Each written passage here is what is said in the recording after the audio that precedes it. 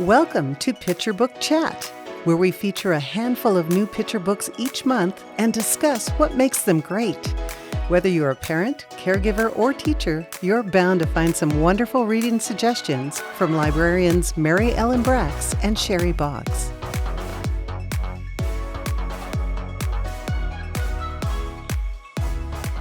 Hello, everyone. Welcome to Picture Book Chat.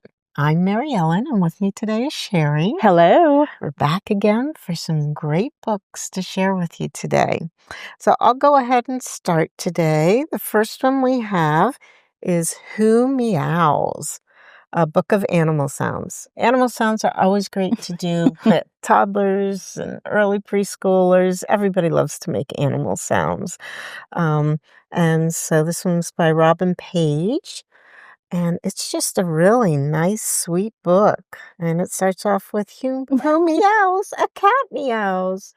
Then who gobbles? A turkey gobbles.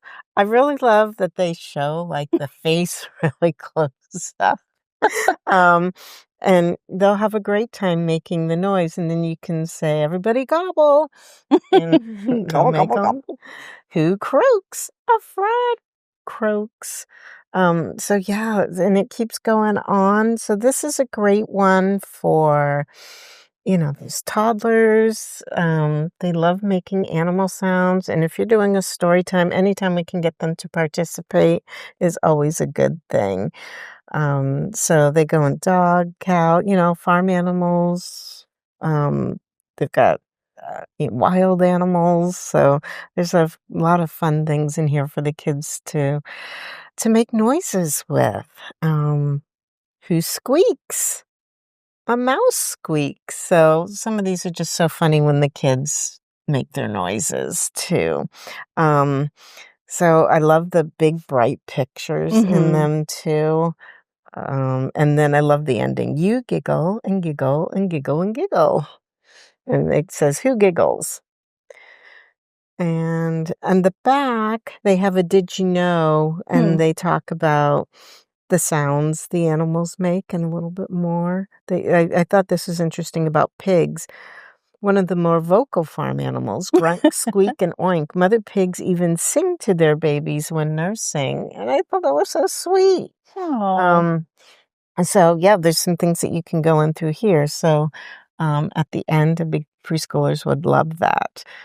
So I thought it was a great storytime book, one to use with groups, one to use one-on-one. I think that'll be a big hit with the toddler crowd. Yeah, definitely. And it's hard sometimes to find a book that would appeal to both preschoolers and toddlers. And I think this one really does. Yes. For a lot of the reasons you discuss. I liked it for a lot of the same reasons you listed.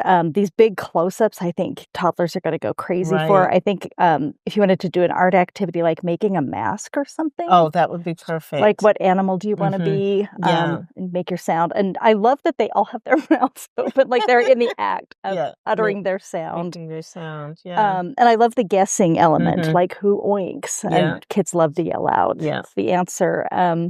So yeah, like you, I think it's going to be a great storytime book. And this illustrator or author has worked with Steve Jenkins. They do a lot of nonfiction stuff. Oh, and nice. She does this great stuff with different papers. Like I was noticing in some of these, she's using marbled papers. Oh, yeah. To kind of do the feathers. Yeah. So I just think there's some great construction elements in these illustrations. I know some of it's probably digital, but they're just great textures. Yeah. And you could talk about how you might do that with a paintbrush and so on. Or different media too. Yeah. I mean, different types of things that they can make their own. You could bring out cotton balls and strings, feathers. Yeah. To make their animals, their favorite animal out of the book. Yeah.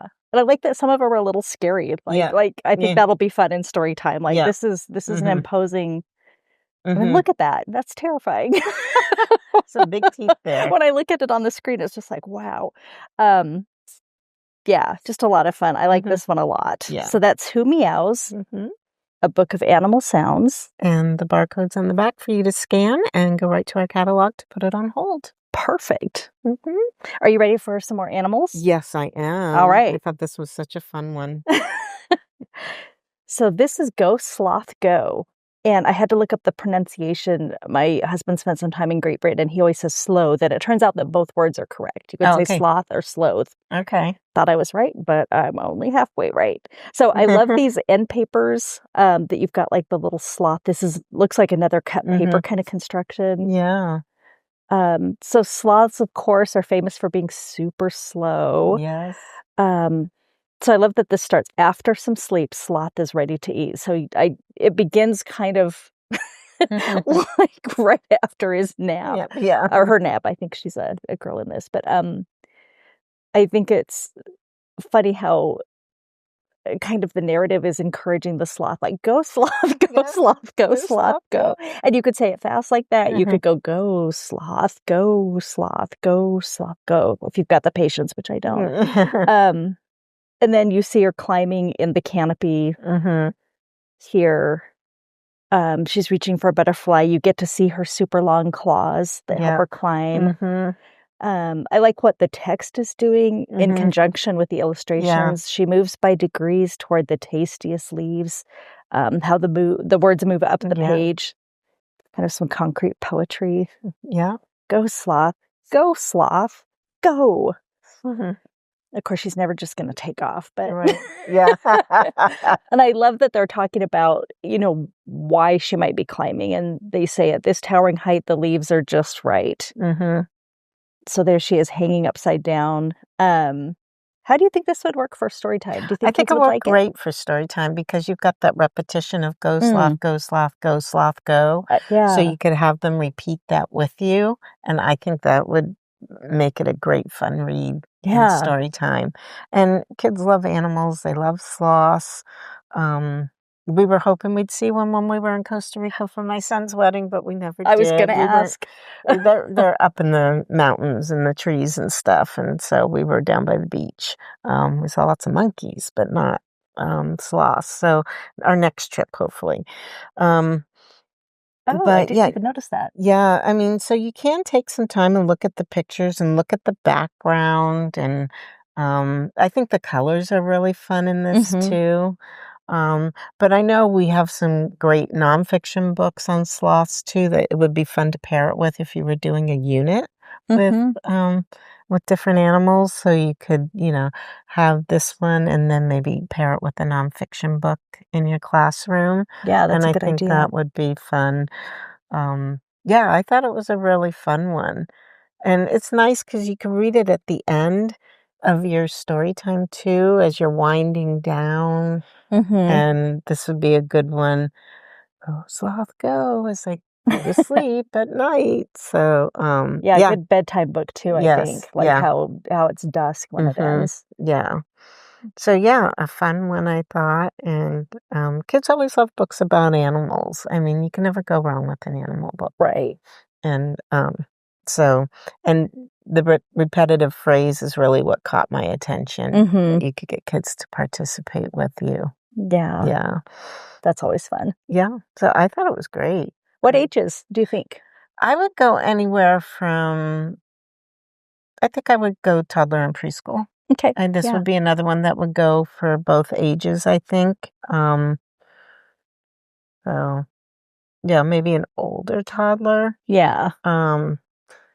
But if you're doing a family story time where you have all ages, I think this would be a great one to use. Because, the kids kind of get into the repetition. Anytime they can talk or make a noise sometimes is really good. So that would catch the toddler's attention too. Especially if you were reading it at the end of the story time. I think that would work pretty well to kind of draw those littles back into your story time and kind of calm everybody down. Yeah. And I love that the size of the text even kind of gives you guidance. Like you could do that with your voice, like go sloth, go sloth, go sloth, go. Like you could, as the words get smaller, you can make your voice smaller. Yeah, so I think it will be a fun one to read in story time. So. Yay! I know. I almost wish I had a story time to do to be able to read it. I'm sure one will come up, I'm Allan. sure they will. But, I have that book in my hand at that time. Hard to say. Yeah. So that's Go Sloth Go by Toni Yuly. And I know we've got some other books by her in the collection. Yeah. She's great. And there's the barcode again for you to scan. Put a hold on it. Check it out. Awesome. Yeah. All right. What's next? This is a fun one and very bright colors. Oh my gosh. Axolotl and Axolittle. And so this is about a brother and a sister. Fun end pages so you can kind of guess what's going on here. And it goes through, there's some social emotional stuff in here. So Axolotl snacksolotl and lives life to the maxolotl. A lot of rhyming in here. So this is one I would definitely say read a couple of times before you read it out loud to the kids. She loves to play the saxolotl while doing jumping jaxolotl. So everything ends with the ending of the name of the little one. So little brother Axolotl likes to study facts a little. He dances, sings and acts a little and loves to just relax a little. So you can get the sense. So I've read this over a few times. I'm still stumbling. It's tricky. Yes, but Sis and Axo Bro are closer than you'll ever know. So they're just playing on those words to show a brother and sister relationship. And they get together until there's a disturbance there. The sister gets too loud. The little guy gets upset. They start to fight. Then a giant axo squabble. So lots of fun tongue twisters in this one.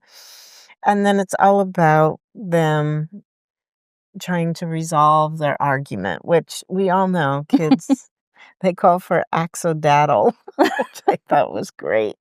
Why the axo skiffle scuffle? Sit a little, still a little, chill those gills a bittle.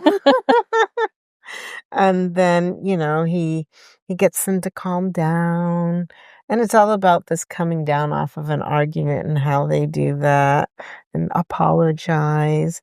And then next thing you know, they're back to being the fun-loving siblings that they were at the beginning of the book. So, I mean, this one, great for social emotional. It was just a fun read. But like I said, I would read it a couple of times just to get the rhythm down. But yeah, I thought it was a fun book. The colors in it are amazing. Yeah. There's a lot of detail in this book too. So I would read it in story time, definitely a preschool book. Yeah. And then, like I said, practice a lot. A lot. Practice a lot. But yeah, I thought it was a fun one. What were your thoughts on this one? Well, it's funny, as a buyer for the district, I feel like axolotls are having a moment. I've been seeing a number of books about axolotls, which are, I believe, a member of the salamander family. They have these adorable little gills. I was at a knitting shop in Bellingham a couple years ago, and they had a pet one in the store, like in a tank. Oh, wow. It's fascinating. I just wanted to look at it. And it turns out the author, when you read the note in the back, she was inspired by growing up, like one of her siblings had a pair of axolotls. So you can tell, like, she just really loves this animal and kind of the possibilities in their name. I love this because it's an extrovert-introvert relationship. Which often happens. Yeah. I was the big sister, but I was more of an introvert. And my little sister was the one that would just come racing through with her stroller or that little strolley thing that they've got the wheels and they can kind of toddle around. And like whatever craft or thing I was trying to do, like she would just race through it and stuff would go everywhere. So I found this very relatable. And I agree about the bright colors. I think kids are kind of fascinated by bright neon colors. So this is really going to catch their interest. One-on-one or with story time. And like you, I liked all the details, all the little activities that they're doing. And the kids would have a lot of fun. This would also be a good one. I mean, you can read it out loud with a group, but then it'll be a great one for one-on-one. And for those kids that really like to spend some time looking at details in a book, this would be a good one too. Yeah. Because there's lots to look at. There is. Just all the activities these kids are doing. Like, there is no chance to get bored in this household. No. You've got duck beaks. You've got art supplies. Yeah. You've got what looks like a sugar skull, so you can do Hamlet. Yeah. You've got a hammock. It's really fun. Yeah.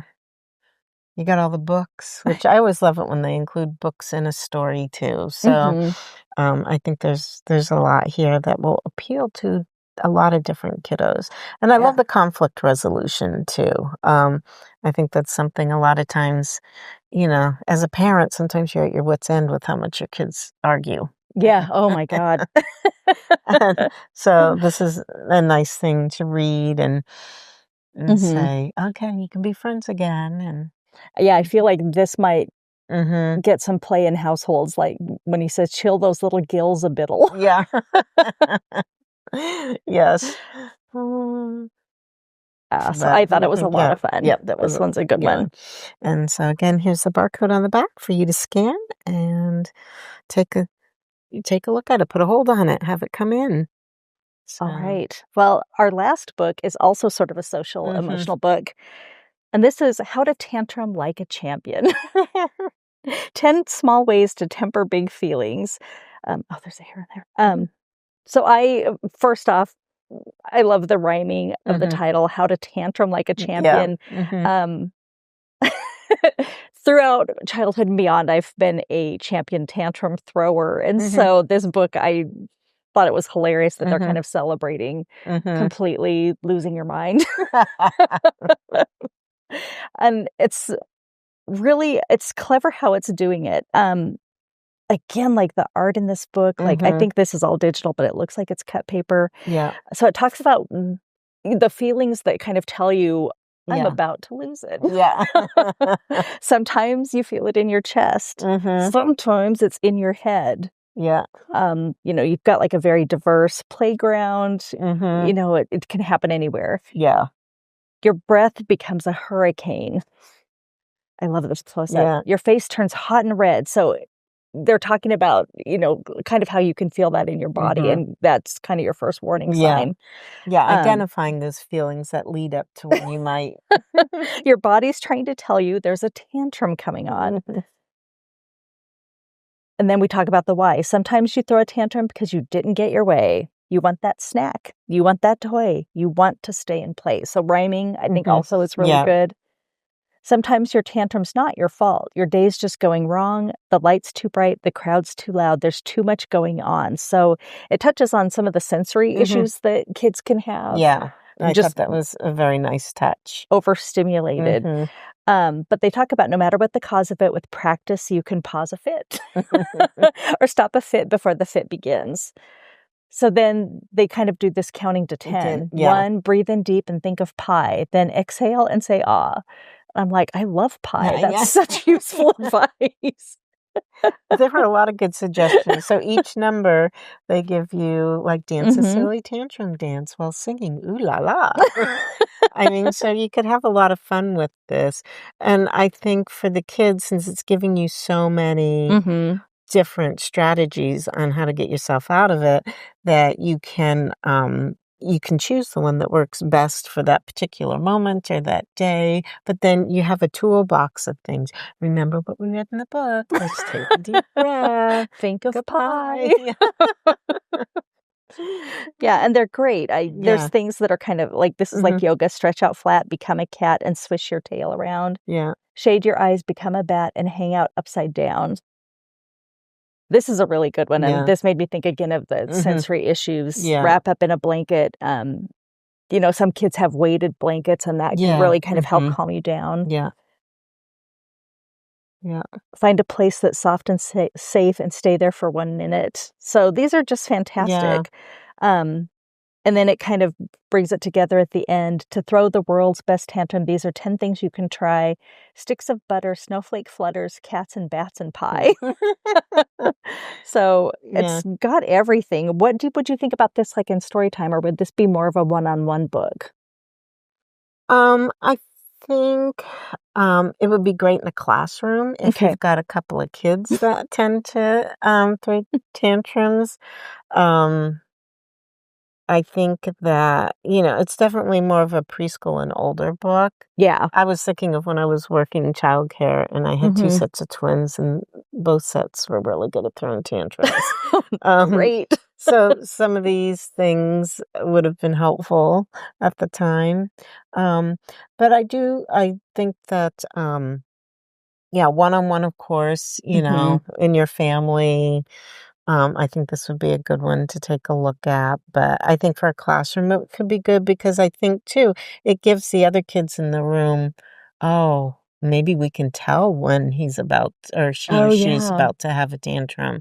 So they can, because sometimes kids, when you give them the tools, they'll actually help remind each other. Oh, that's great. Yeah. They'll say, remember, take a deep breath, think of pie. Think of pie. So they can help each other out, too. So I could see that being really useful in a classroom setting. Yeah. But, we could read that in story time, too, if we did like one on different emotions. I think this would be a good one to include. It's a little bit longer. I might read it first. Oh, yeah. But you can have the kids do all those things with you and do the 10 that's a great things. idea. And so you get some movement in there, get them to practice a little before they actually have a tantrum. Right. Get those skills in place. Yeah. So, if you're in the middle of a grocery store, in the middle of a library, I mean, all kids have meltdowns at some point in time. Maybe some of these might help. Sometimes, little guys, just nothing is going to help at that moment in time. Yeah. And it's just remember to pay attention to the child and not the behavior. And say, okay, just take a minute. When you're ready, we'll go. I was fairly lucky in terms of tantrums. I didn't really have. I had one who every once in a while threw a tantrum, but like in my career, I've seen lots of tantrums. Yeah. And you just feel bad. You feel bad for the parent. You feel bad for the kiddo. Yeah. So having something like this that gives you some tools to use is really helpful. Yeah.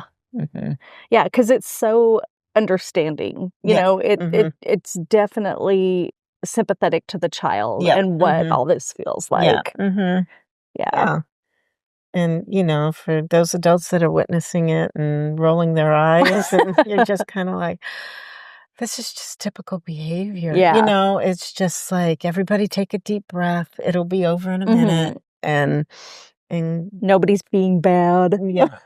Yeah. Just, it's, and a lot of times this happens when kids don't have the right words too. Yeah. So and that's where a lot of that frustration can come from. Yeah.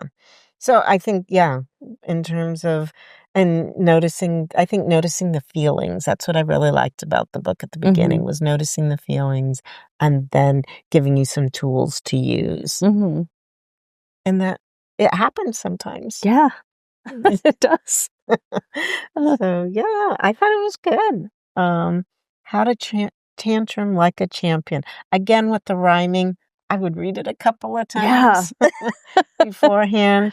But I think the author did a really nice job on that. Yeah. I think it's really appealing. I like it. All right. So there's the code on the back if you'd like to scan it and place a hold. And I think we're done, Mary Ellen. Yes, we are. Well, thank you for joining us for another Picture Book Chat. And we'll see you next time. Bye. Thanks for watching Picture Book Chat. If you enjoyed this discussion, please give it a like and subscribe so you don't miss a thing. We'll be back next month, and until then, happy reading with the children in your life.